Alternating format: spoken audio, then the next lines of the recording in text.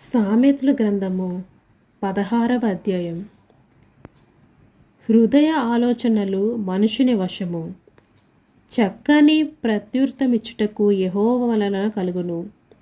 ఒకరి నడతలన్నీ వాని దృష్టికి నిర్దోషముగా కనబడను. యెహోవా ఆత్మలను పరిశోధించును.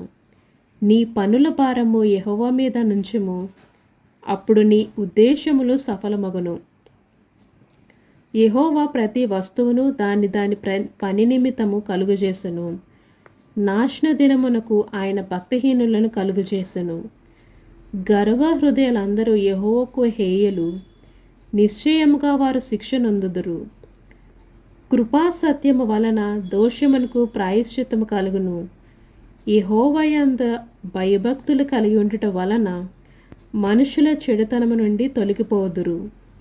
ఒకని ప్రవర్తన యెహోవాకు ప్రీతికరమగునప్పుడు ఆయన వాని శత్రువులను సహా వానికి మిత్రులుగా చేయును. అన్యాయము చేత కలిగిన గొప్ప వచ్చుబడి కంటే నీతితో కూడిన కొంచెమే శ్రేష్టము. ఒకడు తాను చేయబోవునది హృదయములో యోచించుకొనును, యెహోవా వాని నడత స్థిరపరచును. ఆమేన్.